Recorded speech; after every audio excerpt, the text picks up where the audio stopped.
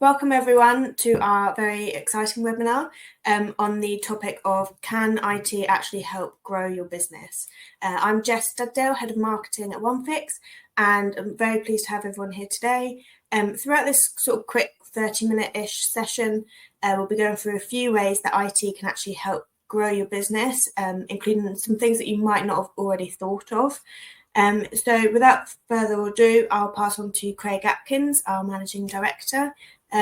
So, Craig, the big question is, can IT help grow people's businesses?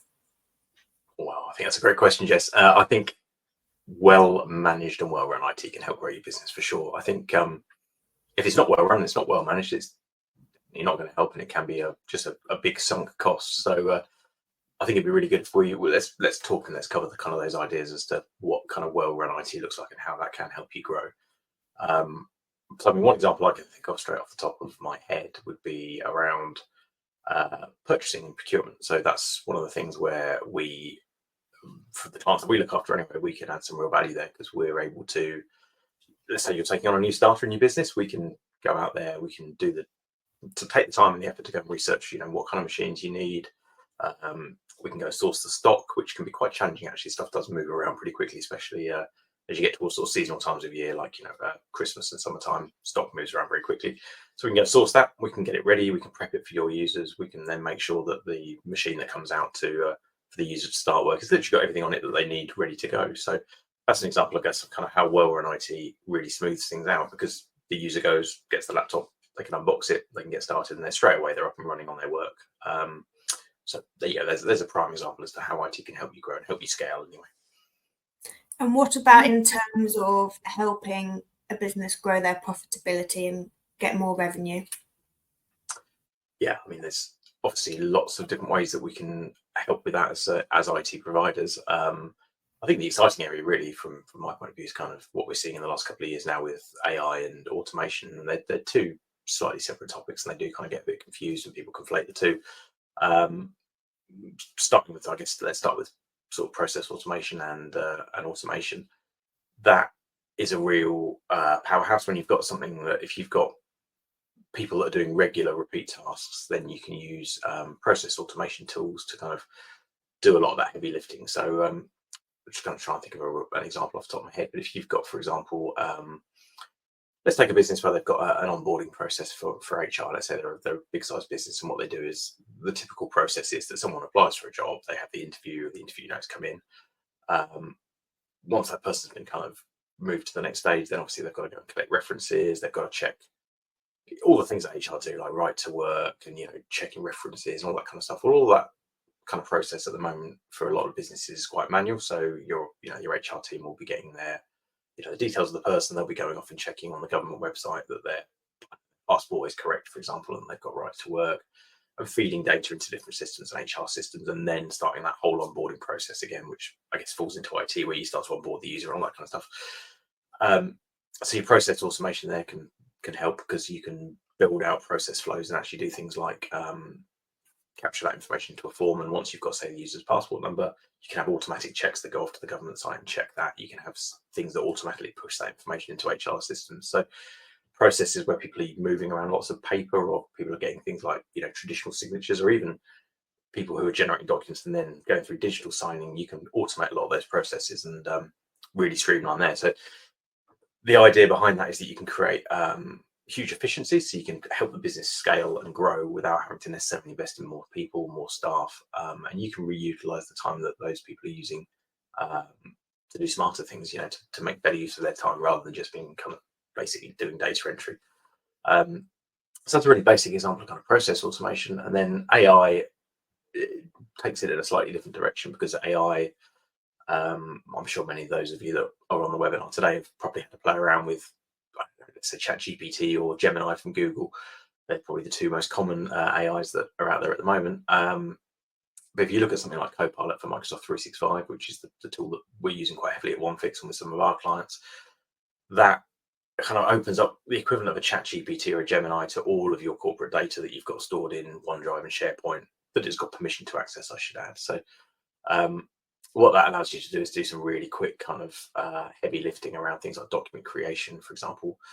If you can reference a few documents or a few emails and say, generate me a meeting plan from this, or generate me a script for a webinar, for example.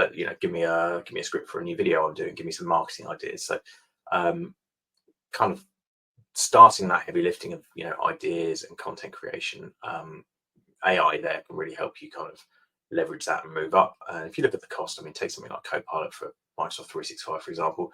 And again, the price keeps moving around, but at the current time, it's around about it's about £24 a month, something like that, plus VAT, 23, £24. You don't need to get too much of an efficiency saving there off of a user every month to make that license worthwhile.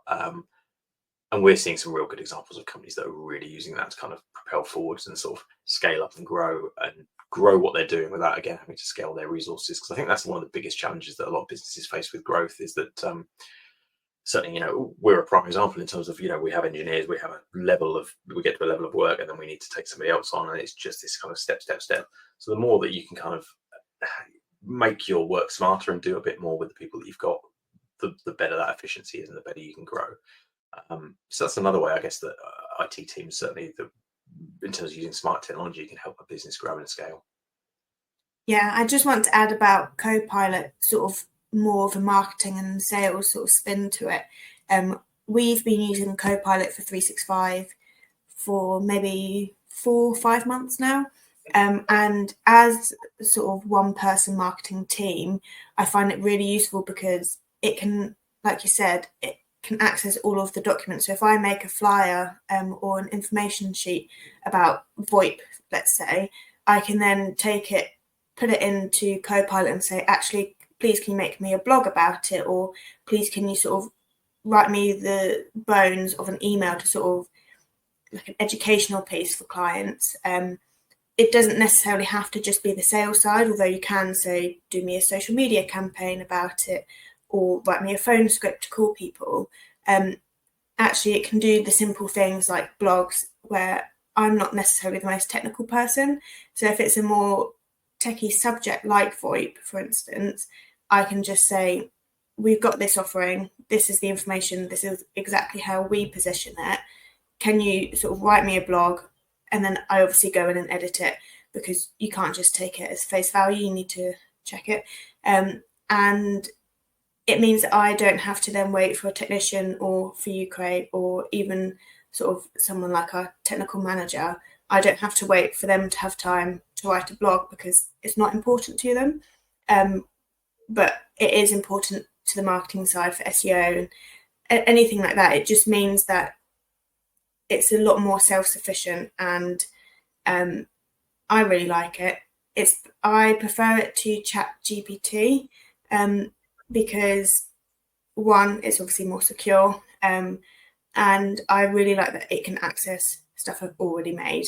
It means that if we're doing a sort of focus on cybersecurity, I can sort of plug in a few different things that I've made 2 years ago that are still relevant and just say, we're doing a research on this. Can you just pick out some key points for me to talk about? It means that it's a lot easier to sort of reuse old content, especially for people that don't have a sort of 5-6 person marketing team. I really like it. I do find, though, that for Copilot, you really have to know how to prompt it. Actually, isn't it? Prompt engineering and understanding. Yeah, definitely. Which I have actually just created like a prompt guide. So if anyone does want that, just let me know. But that would be the only downfall, I'd say, of Copilot. But once you nail it, it's smooth sailing. I think that's probably fairly common against most AIs, because the more you give it, the more boundaries you give it, and the more kind of the more you tell it what you expect it to be, the persona you want it to be, the more chance you've got of getting the output right. How have you found it in terms of talking about getting that efficiency and that growth? Where would you say it's saving you a lot of time, or would you say it's really just the helping with the creativity, or a bit of both? How do you find that works for you? I'd say it's definitely a bit of both. For more techie things, it's helping with the creativity. and for things that I already know about, it's helping with the efficiency side. So if I know I want to do an email, so for instance, we recently just changed our feedback software, and I knew I wanted to do an email, but I was busy with other things and I knew it needed to be out at this time on this day. I could just sort of go into Copilot, say, this is the new software, this is your thing, these are the key features, start me an email. And it just meant that I didn't spend that 15 minutes saying, right, how can I start it? How can I sort of announce it to clients? And I did go in and I changed a couple of things. I took out some paragraphs and stuff like that. But it just meant that I didn't waste that first bit of going, okay, this is maybe a different tone of voice to what I was working on earlier in the day. How can I sort of suddenly change that? So that's definitely more of the efficiency side. And yeah, for the technical stuff, it's more of just write me something about this. I can then learn more about it as I'm reading through. But otherwise, I wouldn't have known what to put in a lot of cases. So I guess $1 million question on that then. If I said to you, we're taking that license away, you're not going to have it anymore, would you be disappointed? Would you backfill that with something else? Or would you just see that you'd end up with a load more work to do? What would your feeling be on that? I think I would have a lot more work to do. Not necessarily more work. It would just mean I wouldn't be able to do as many things. I'd have to sort of scale back the emails or scale back the number of blogs that I would do, because it just means that I can just pump out a lot more whilst we don't have a big team of marketers. So it's a bit of an efficiency multiplier for you then. It really just helps you level up what you're doing. Yeah, definitely. That's cool. There you go. Well, that's a pretty good example of how certainly the AI side can help with growth. Any other thoughts? Where else can we go with growth? What can we talk about? What about sort of the reputation side? So obviously a lot of businesses rely on their positive reputation to sort of gain clients.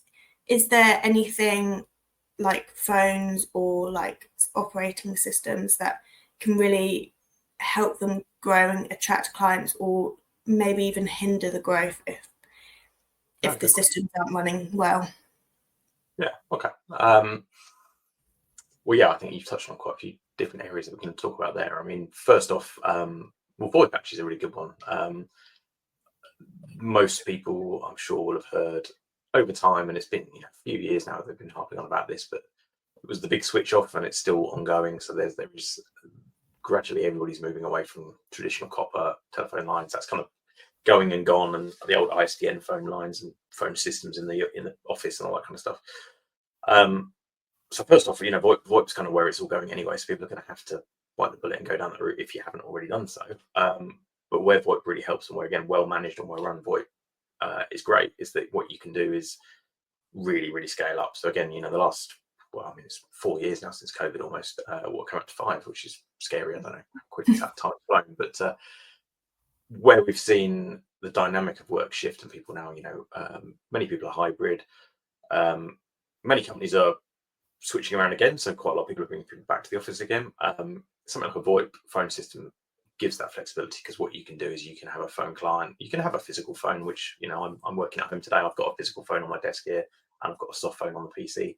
I kind of like both. There's something about I'm a bit old-fashioned. I like to use a real phone, but if you've just got the soft phone, for example, you can just move that wherever you are. So you can be working from the office, you can be working from home, you can be working from Barbados if you want to. And in fact, we do have a client that does go and work from Barbados as part of his time, which is a very nice way to go.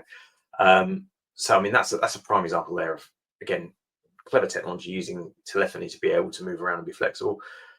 In terms of that sort of reputational part, I think again, VoIP plays into that in a certain degree, because I'm always surprised. I don't know how you feel about it, but I'm surprised when I see companies, especially kind of local businesses, where they come past and they might drive past in a van and they've either got no phone number or they've got a mobile number, or you look up their website and they've got a mobile number. And for me, again, it's probably because I'm older. I'm mid-40s. I'm used to old-fashioned landlines, but the fact of someone trading behind a mobile always just makes me a little bit worried. So I think, for the cost of not a lot of money, probably £10-15 a month maximum, they could have a VoIP number that can follow them around. They can still use the mobile to make those calls, but they can have a fixed landline number, something that's much more memorable for their business. So I still think there's real legs in that, and that's again, from a reputational point of view, I think it just elevates the business higher.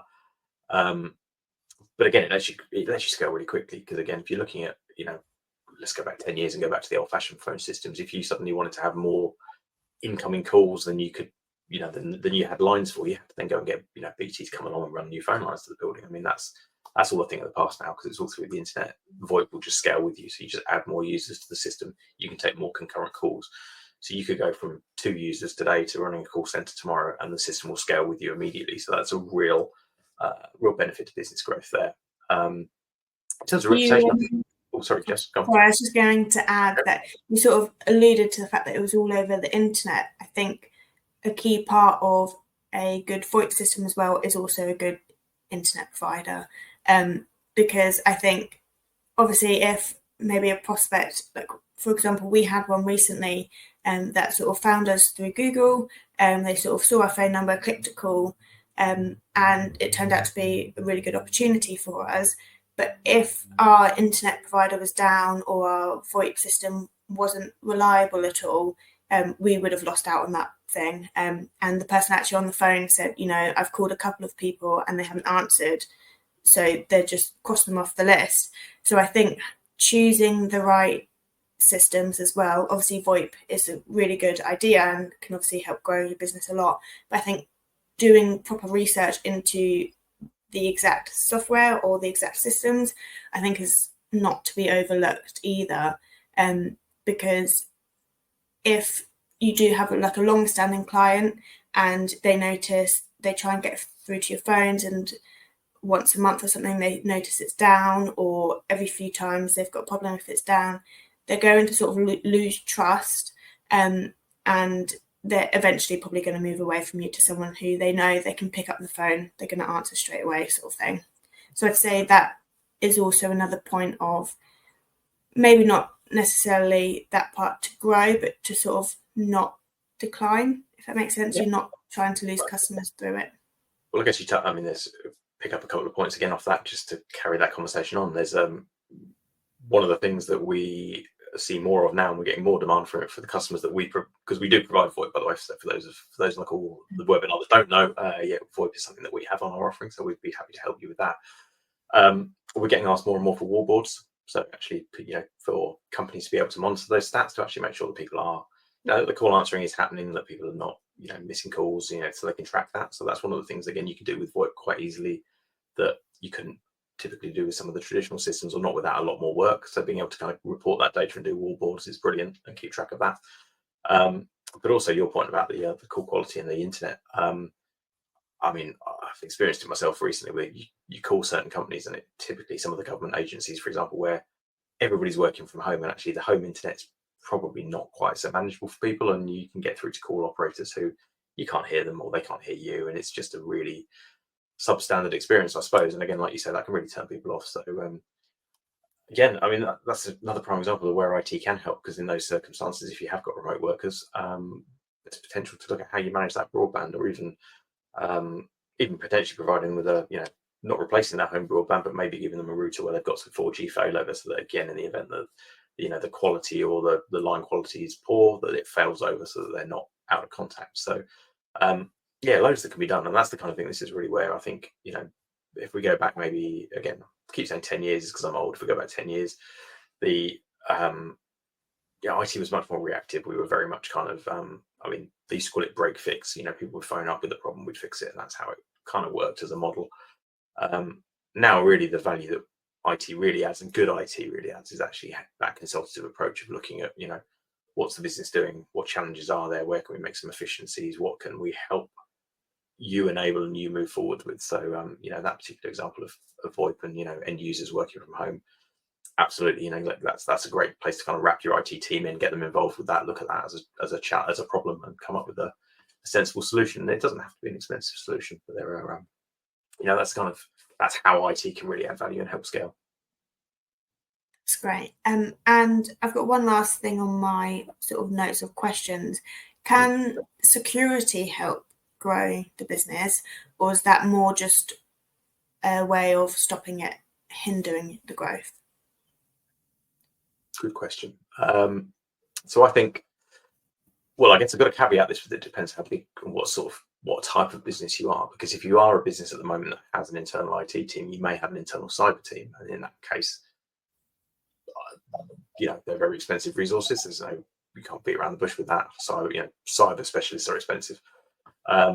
So where IT essentially can add value on that kind of growth journey is potentially taking some of that load away. And I don't like talking about that kind of thing, taking and replacing jobs, because I think it's a tricky subject. But there is certainly a scope to say, if you're working with a cyber team that can then have say for example, with what we do. So for our clients, again, we use an outsourced service alongside the sort of security we do. So the vendor themselves provide all of our clients with a 24/7/365 monitoring of the security solution and the entire kind of environment around that. If you were trying to do that in-house, that'd be incredibly expensive. In fact, it would be cost prohibitive. It's cost prohibitive for us to do it in-house. So, by using that kind of vendor access, and by using that through us, again, our clients are able to leverage that extra layer of security that they just typically would not be able to afford to do, and certainly wouldn't be able to afford to do in-house. So if you're a corporate that's got that team in-house, then actually there's options where you can look at, well, how do we leverage some vendors, and how do we leverage those skills and actually potentially, again, reuse our resources somewhere else, or allow us to grow our internal base without having to grow the cyber team, which is expensive. But I think your point you made earlier, Jess, about kind of reputation, I think that's probably really truly where the cyber side comes in, and where, again, well-managed cybersecurity comes in, because nothing travels as quickly as bad news. That's what they say. And we see, everybody's getting hit, and it's been the case for a long time. In fact, I think, brutally honestly, hand on heart, the same with us, I think everybody's getting a bit kind of, I suppose, blind to it, in terms of, we see so much of it, we tune out. But the volumes of attacks going up, it's always typically happening through kind of the human element. So people doing silly things. I mean, we've talked on previous webinars about cybersecurity awareness training and that kind of thing, but where you get users that are, they're trying their best, they're busy, they're doing lots of things, they're distracted, they receive an email through, they click it, they go and type some, they're prompted to log into a website, they think it's legitimate, they type the details in, bang, they've been phished, and those details are then used to craft an attack. And again, back to our 10 years sort of scenario, if we go back 10 years ago, people were breaking into those accounts, and they'd either just immediately break in and start sending out loads of spam emails, or they'd just do silly things. And essentially the attack wasn't terribly sophisticated, the damage to the people wasn't terribly bad, other than lots of spam emails being sent out from their domain. Now typically what we're seeing is this is much, much smarter. So people are breaking in, they're dwelling, so they sit there undiscovered, they're capturing information, they're setting up ways to kind of gather lots of information about what's happening within the business, and then they're potentially crafting much more sophisticated attacks, either by, we've seen it before, people cloning websites, so, cloning your website, something very, very similar, sending out fake invoices to your customers, and now they know who your customers are because they're inside your email system, and they're watching those emails flow back and forth, or they're waiting for an email, they're looking at calendars and they're waiting for somebody to be out of the country, and then they're crafting a very sophisticated kind of payment fraud attack. And these things, again, we fairly recently did an event on AI security, and the whole point around this stuff is it's just leveling up and up. And AI is actually, we're talking about growth and enabling growth. AI is enabling the growth of these cyber attack teams, because they're able to now craft some really sophisticated attacks without anywhere near as much effort as they used to have to do, and they can gather up lots of information on people. So I think, to cut my long story short, I guess the point is, if you're not taking this stuff seriously, or at least seriously enough, then the risk is that you get hit, and then reputationally that can be as good or as bad as it can be. So I mean, in the worst case scenario, I mean, I think there's been loads of recent examples. I mean, there was one, maybe if we go back a year or so, it might even been 2 years, time's blurring, but Travelex springs to mind, who were the foreign exchange people. I don't even know if they're still in existence anymore. I don't often go and change currency at the airport, but they were big in terms of that currency exchange at the airport. So you'd have seen Travelex booths everywhere. And they got whacked with a massive cyber attack, and everything got held to ransom. And I think it was probably, from memory, it was at least 2 or 3 weeks before they kind of put their hands up and said, "Oh, actually, we've had a cyber breach, and we're in serious trouble." And they started off by kind of trying to bluff their way out of it, and everything was down and no one could do anything, and the booths were full of people that just couldn't do their work, and it was just embarrassing. And most people pretty quickly put two and two together and figured out they were probably the victim of a pretty nasty attack and something was underway. But they didn't get on the front foot. They didn't come out clean about it straight away. And I think reputationally, that's where it can really hurt. So it's a whole other topic. But there's a whole piece here around really kind of speak to your teams and work out kind of again, when we've done events in the past, we've typically roped in PR professionals. So again, I'll name check now because she's a client of ours and we've used her in the past, is Harriet from Flourish PR. Have a chat with Harriet. You can find her on LinkedIn. She's brilliant. Come up with a kind of that strategy and that plan so that if the worst does happen, you can be on the front foot. You can come out and have a strategy around how you communicate that, because there's a fair chance it's going to happen to probably even half the people on this webinar over the next 2 or 3 years are going to have some sort of cyber incident. It's the way the statistics bear out. So having a bit of a plan in advance, knowing what you're going to do, getting on the front foot with that to really help manage that reputational side of things is key. And I'll say also, actually, to be fair, again, talk about how IT can help. Your IT team, I would hope whoever you're working with has talked to you about cyber insurance and how you should consider that and really strongly consider that.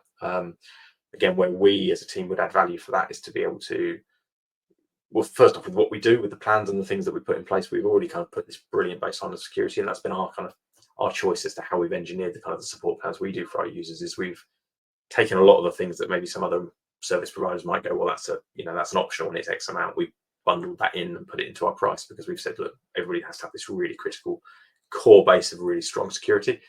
And that in turn then helps to reduce cyber insurance premiums, because when you go through that process, and it's getting more and more stringent as the years go by, but they will ask a lot of questions around what are you doing as a business, what kind of security measures are you taking.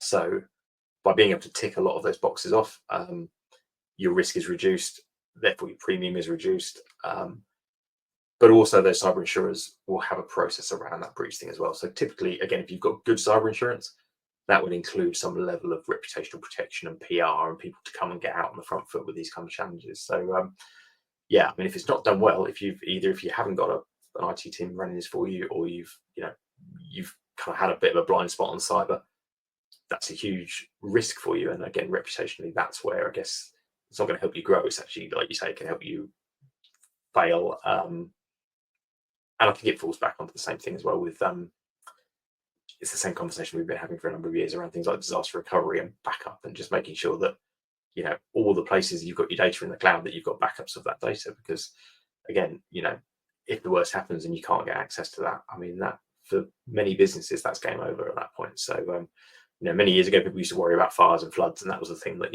would shut your business down. I mean, they're still a thing; they haven't gone away, but the cyber risk is so much higher now than the chance of probably your business building catching fire or having a flood. So bizarrely, some people you'd never not think about insuring against a fire or a flood, but people will still consider whether they want to take cyber insurance, which I think that's kind of where, again, good IT, well managed, good conversations with people that are looking out for you and your business to help you make the right decisions should be prompting you in that direction to say that you really do need to be taking that as a serious consideration. Yeah, definitely. One thing I've thought of whilst you were just saying that point is also a lot of industries are now having requirements for cybersecurity before a prospect client would even sort of reach out or work with you. So we've seen a couple of our clients say, we need ISO 27001, or we need Cyber Essentials, or even Cyber Essentials Plus, as sort of a standard before they could go out to tender, because it's actually a requirement. So I think in that perspective as well, you're not going to grow your client base if you're not having those in certain industries. So I think as well, having the sort of, like you said, the baseline security is great, and everyone should absolutely have that. But you also need to sort of research if your industry needs anything specific, and to what degree, because you don't just necessarily want to cheap out, especially if it's going to sort of say absolutely no clients, new clients now. So I think that is definitely worth researching as well. That's what I've seen from from our clients, basically. Yeah, it's a good shout. I think certainly talking about Cyber Essentials as an example, that's quite attainable. I mean, almost anybody that's doing the right thing. And doing the right thing is essentially just undertaking 6 kind of key controls as to how your IT is run and how you look after cybersecurity in your business. Yeah, I'd love it if every business in the UK got Cyber Essentials. I think it would. They say that. I think Cyber Essentials, having that in place, reduces your risk by, I'm sure the figure was about 80%. It might even be higher, but it's a huge starting point to really control risk and understand where cyber is at. And if you want to supply to certainly local government, public sector, many public sector organisations, it might even be all of them, emergency services, the government procurement contracts in theory do state that you should have Cyber Essentials. They may even start, some of them are mandating Cyber Essentials Plus. So if there's a kind of market, if you want to get into that public sector market, Cyber Essentials is really something that you should be looking to just get on your tick list and get completed. Cyber Essentials Plus takes that a step further and just has that kind of audited by an external partner. Not us. We don't do the auditing, and that's probably a good thing. We don't get to mark our homework. We have an external partners will come in and mark the work that either we've done or your IT team has done.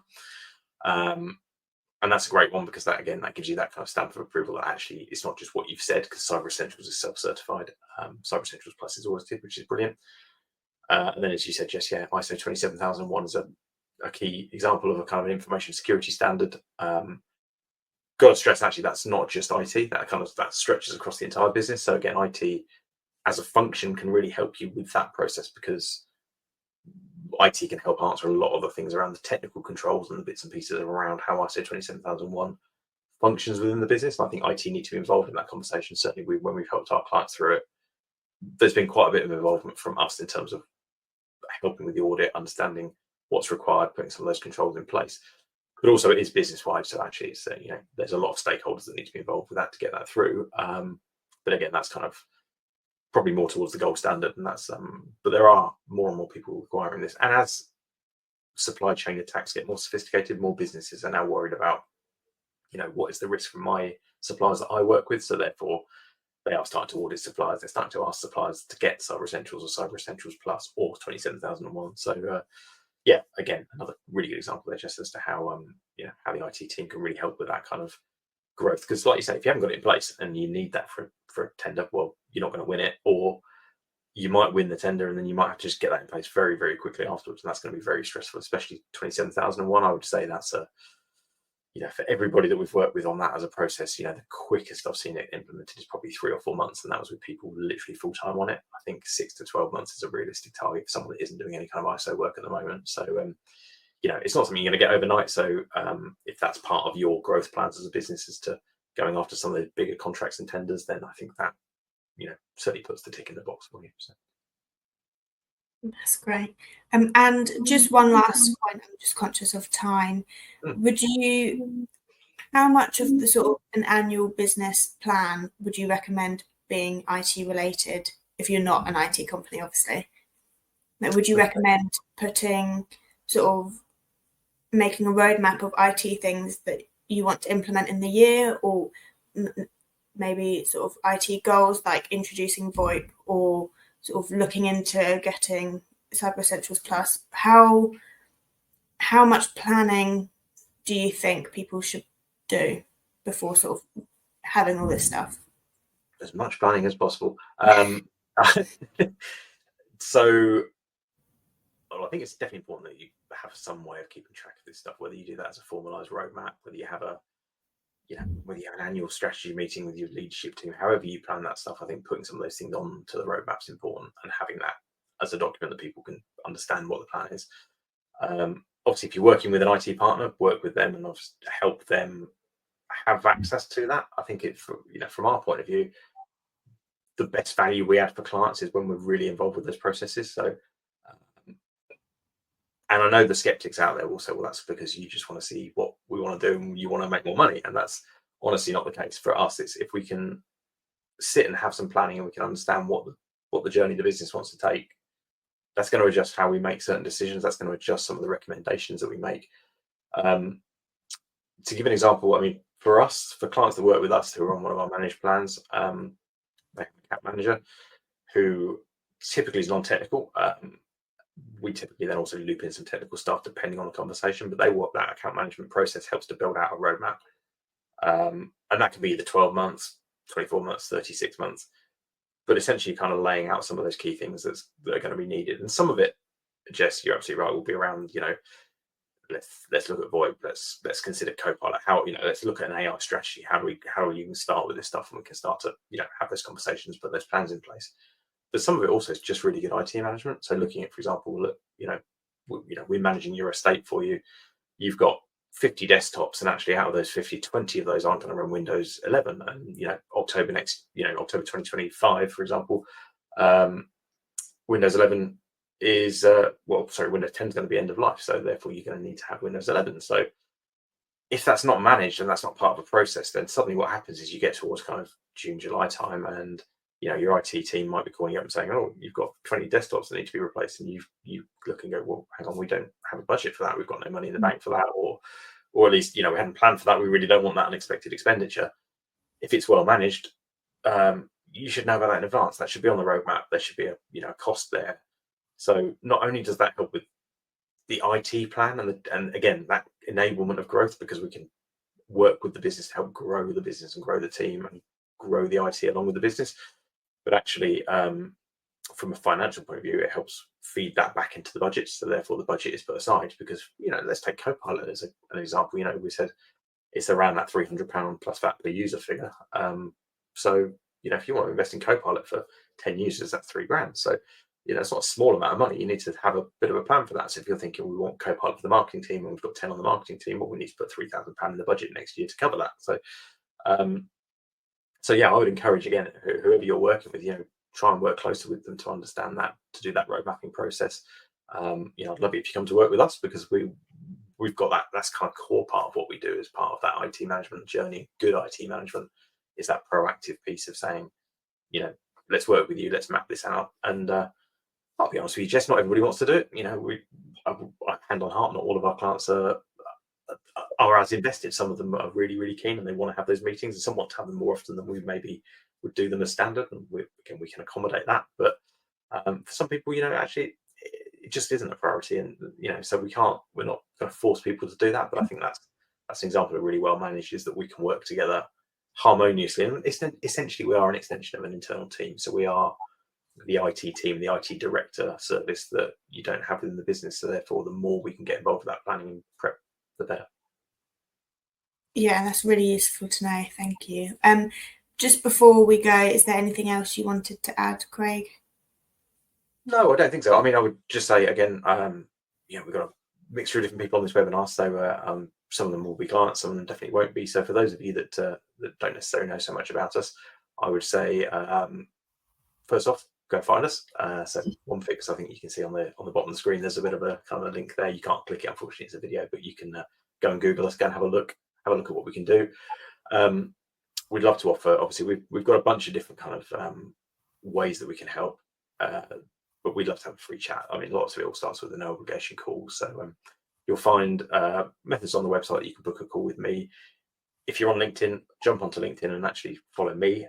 Again, on my LinkedIn profile, I believe there's a link that says book a meeting. So you can use that. You can just grab some time in my diary. Again, I love to chat, as you can tell. Have a chat through and actually understand kind of what your requirements are, see if there's any way that we can add some value and help you there. I guess that's the key from me. I think it's just, if you're not working with us and there's an opportunity, then please do reach out.